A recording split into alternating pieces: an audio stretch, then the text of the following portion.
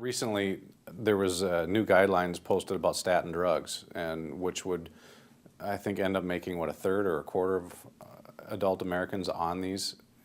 What's your thoughts on that? Is that something that you think is needed? Well, if you look at who's on the panel, I mean, if you look at the conflicts of interest, I mean, so who, I mean, it's the people that are, you know, have received money, honoraria from the pharmaceutical industries. I mean, so, I mean, it's important to recognize Lipitor, was a cholesterol-lowering statin drug, is the most common drug prescribed on the planet Earth, right? Billions of dollars, right? Why? Because people take it for the rest of their lives, right?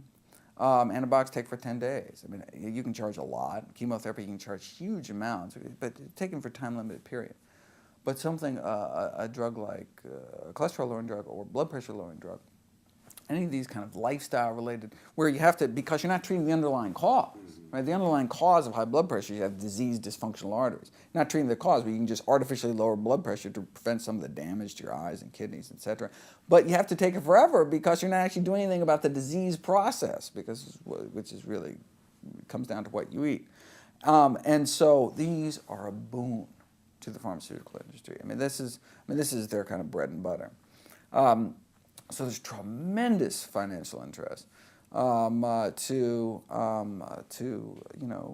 promote these kind of drugs, and so, but that makes it difficult for even kind of a dispassionate scientist to look at the medical literature because of the role that funding sources may play in how data is being reported, whether or not the paper gets published at all, and so I mean that's why one always has to, with a little kind of grain of salt, take these kind of recommendations, even from really kind of prestigious. I mean, like look at the USDA dietary guidelines, right? I mean, look, it's the federal government. These aren't the Coca-Cola guidelines, but if you look at who's on the dietary guidelines committee, the ones that actually writes the guidelines, it's the Coca-Cola. I mean, it's the people that are members of the Coca-Cola Beverage Institute of Health and Wellness or something, or the McDonald's, paid for by the Sugar Association, the Salt Institute, the pork producers.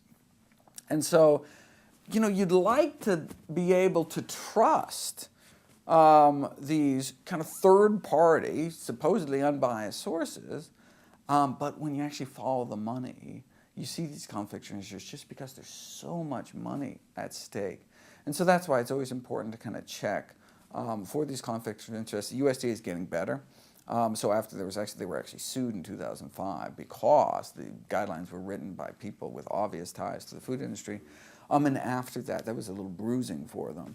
After that, 2010 was better. In 2015, which had come out, which they're working on now, should be even better still. By better, I mean more evidence-based, more based on the science rather than commercial influence.